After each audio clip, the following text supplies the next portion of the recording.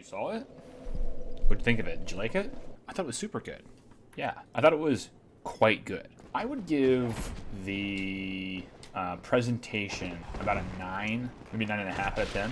And I would give the writing about an 8.5 out of 10, which is a pretty exceptional score. Writing is not usually that good. This chair. I don't know what my favorite character was. There were so many good characters. I really don't know who I think. I guess my favorite probably had to be Jinx, because I thought she was just really clever and like tragic, and I like tragic characters typically. And I thought they did like, what is this guy shooting at? He's shooting at the wall over there. I thought they did a very good job with like the trauma and how it affected her. And I don't know the original story, or perhaps the best story telling of Harley Quinn, but my understanding of Harley Quinn was just simply she kind of fell in love with Joker and just kind of acts goofy. But like Jinx feels like she has like legitimate trauma. She's schizophrenic. She can't tell what's real, what's not. She has these childlike behaviors where she doesn't understand like personal space. Oh gosh, now you got me thinking about Arcane again. Back to your question though. I suppose Jinx is my favorite character, but I like a lot of the characters. There's not really any bad characters. If I had to pick my least favorite character, I guess I would say Jace, but I don't think he's a poorly written character. He's just one of the least interesting characters. But really, the characters are good proportional to how much screen time they have, because the writing is so consistently good. So the more screen time they have, generally, the more you like them. I thought a really cool character was the Undercity Doctor. This is an exception to that rule, because he doesn't have hardly any screen time, but he's like a really important character.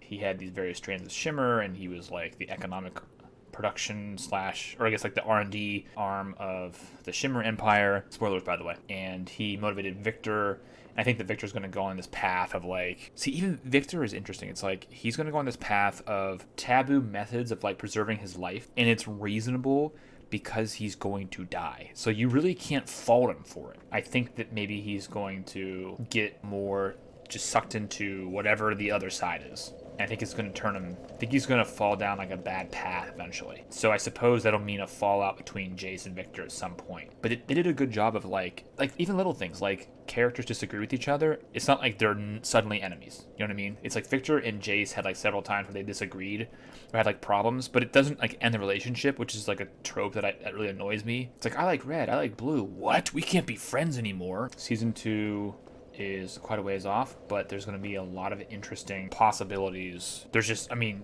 my gosh, just let's break it down, right? What's going to happen in season 2? Possibilities of season 2. It's like, well, Jinx nukes the council, so Mel's dead. This is a catalyst for Mel's mom, who owns military and strong financial assets, to put political pressure on Piltover and to invade the Undercity. At the very least, she's going to have that lieutenant guy, that bodyguard guy that was there, and a platoon of people go down there and just start racking up skulls, because this is the second child she will have lost, because Mel's brother is dead. And we'll get some insight onto why he thought he was a fox among the wolves. And I like the fact that they make the old characters are wise, and that the stuff happens, like the things that they are concerned about, like generally happens. Like the old wisdom is like there, but you can understand going against it too. It's really well written. It's like you totally understand Mel's point of view. Psychotic upbringing. She's like, I gotta get away from war, man. I want to sponsor technologies that don't fight wars, but just make people's lives better. Protect them from people like her mother. But then it's like the mother was also right, that the Undercity problems went unattended for too long. And it spawned something like Jinx. And Jinx, in her impulsive nature, nuked the council, which is going to further Jinx, her life and relationships, which is another poetic aspect of Jinx we haven't talked about, which is like, yeah, you know, she ruins herself because has all these problems and doesn't know how to deal with it and everything. Anyway, so Mel's going to die. Caitlyn's mom's going to die.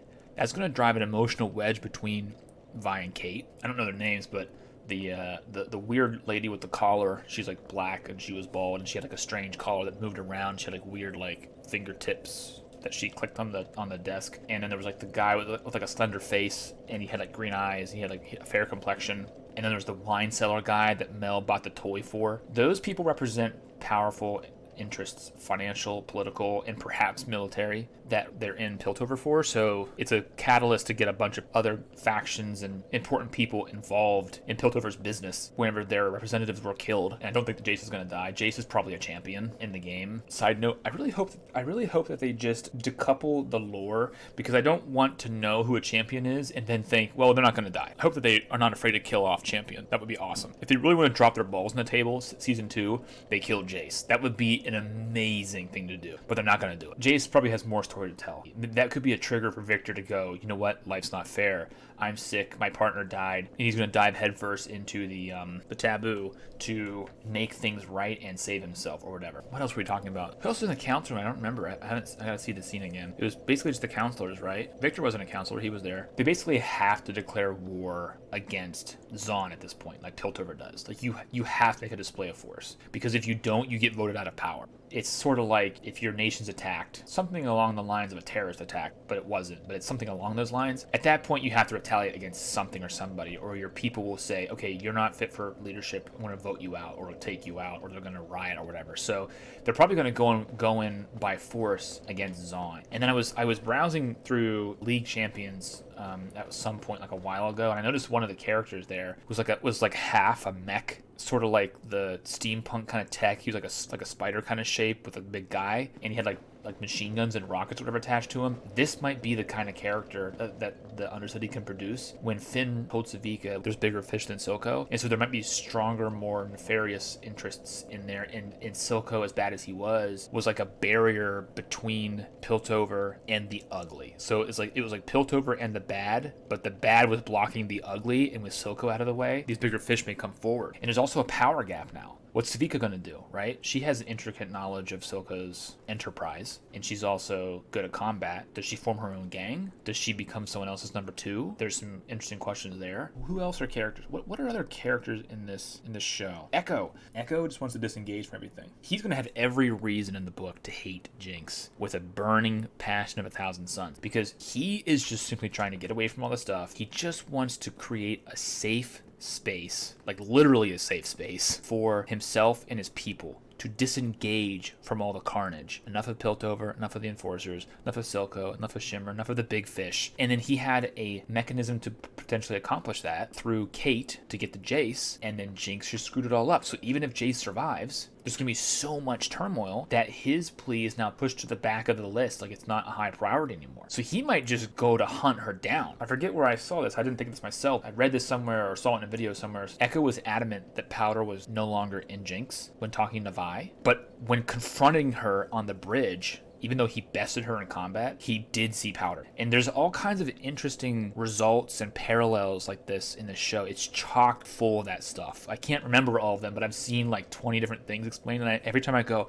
oh, that's so interesting, oh, that's so cool. Like another one too was, it's a simple one, but it's kind of like another example. The person who bought the stuff, I guess this is more obvious in hindsight, maybe I'm just dumb and didn't notice this, but like the person who bought the stuff from Echo early in the show was Jace.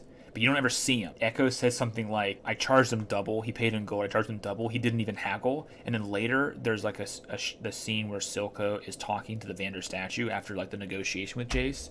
He said the boy didn't even haggle. And they use that same word to like connect those two moments. It's not like an important part for the story, but it's interesting how they do that. If I were writing it, I would say, let's show Jace. He puts a cloak on to mask his identity, and he goes down. Kate asks, why are we going down here or whatever? He's like, yeah, this is a good place to buy parts, so I'm going to go down there or whatever, you know? Like, I would have made it more explicit, but that's probably a weaker storytelling mechanism than what Arcane actually did. Yeah, I don't know. Lots of stuff. Lots of cool things. I'm excited for Season 2 for sure. Another Arcane thought. People say that Silco was a bad guy, but a good father. No. This is idiotic. Silco was not a good father. He was as good as fathers he knew how to be, given his situation. He was a nuanced character. He was an interesting villain. He wasn't a good father. The last thing he says, he was sincere. He was sincere. Yeah, he was sincere. But the last thing he says to Jinx is, "You're perfect." This is the worst possible thing you can possibly say to someone like Jinx. Jinx has a list of mental problems a mile long. You cannot validate her insane behavior, right? You can't say like, "You're perfect," which means it's okay to kill people without remorse. It's okay to take what you want. It's okay to, etc., etc. This is not what a good parent does. A good parent corrects these behaviors. Well, we know that Silco was sincere. You know that he's sincere. See, I'm not saying he's not a sincere character, but that's not the same thing as saying he's a good daddy, right?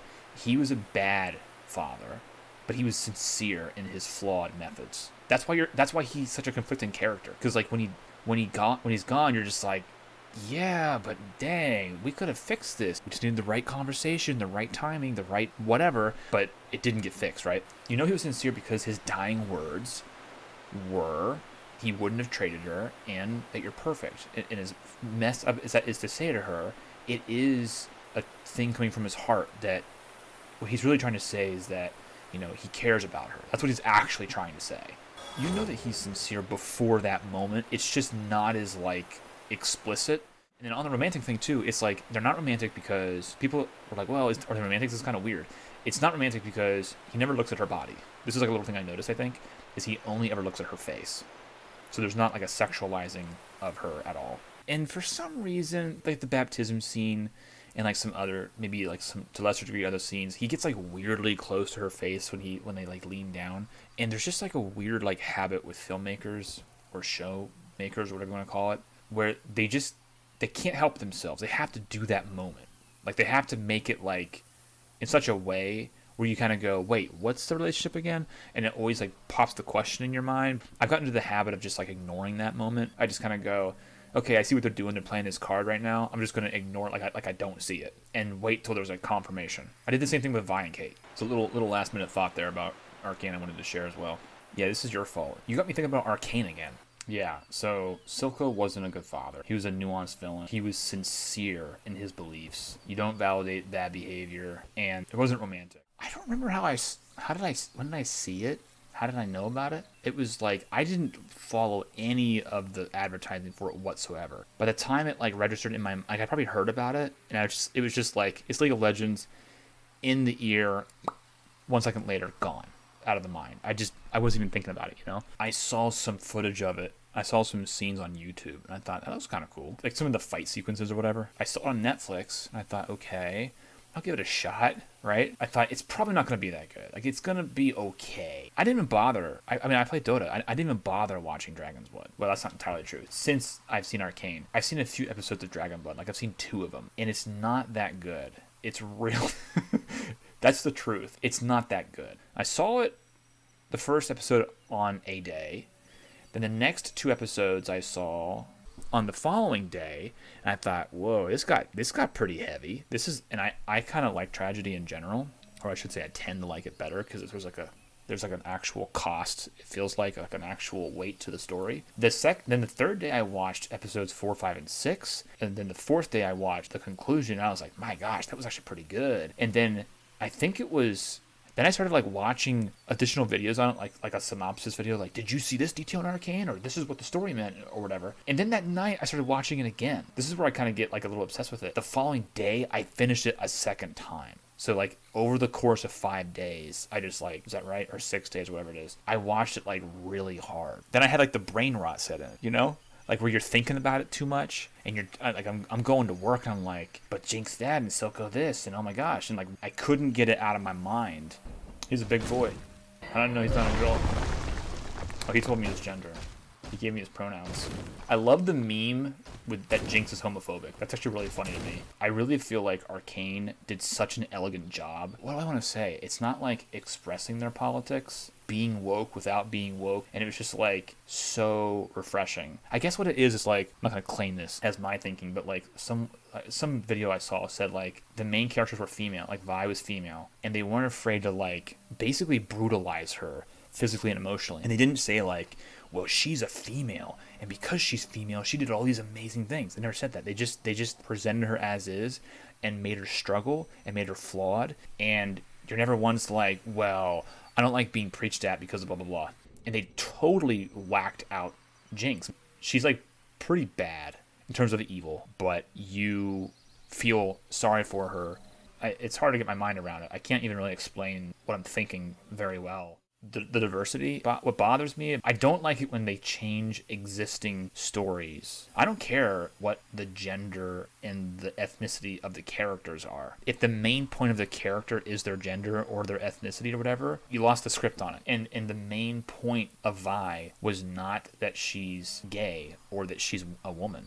The main point of Vi is that she's a tough cookie and she endures and she's flawed and she has a sister whom she loves and she's trying to save. And that's way more compelling than that other stuff. Dragon's Blood, it's just not that good. The animation quality's not that good. Like, the story for Terrorblade is like, he's a bad demon and he wants to rule the world. Or he wants to recreate the world in his image, whatever that means. That's exactly the same thing, basically, as saying he wants to rule the world, which is only one step above. He wants to destroy the world. Like, I can write a better story than that, right? Like, one of his skills is called Reflection, all right? You with me? Reflection is like, you cast this ability on enemy heroes, creates like an image of that hero, and takes their attack properties and throws it back at them. Well, here's a story for that. He has the unique ability to reveal the true nature or the ugly parts of someone's nature to themselves. And this makes him an outcast among everybody and the demons. And the other demons don't like him, especially because the demons have a particular amount of bad stuff in their heart or whatever. So he's particularly loathed among everybody. And the reason he can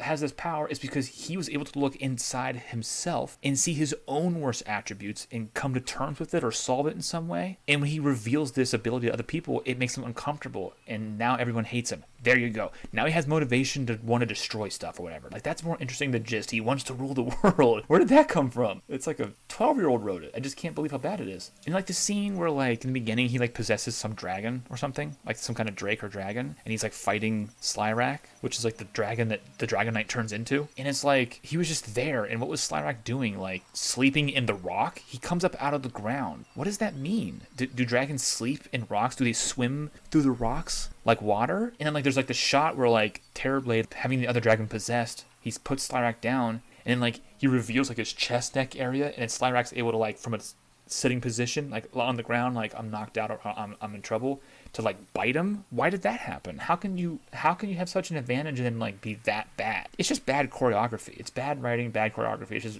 I just didn't even care for it, which is ironic. If I'm being like totally honest, I have like a vested interest in like seeing League of Legends fail as a Dota player, but they did so well with Arcane. It's like, you know what? Screw it, man. They knocked it out of the park. It's not perfect, but it's so good that it's like easily the best video game adaptation of all time, maybe the best animated series of all time, possibly. Yeah, I'm hooked. I'm hooked on it. It's a good time.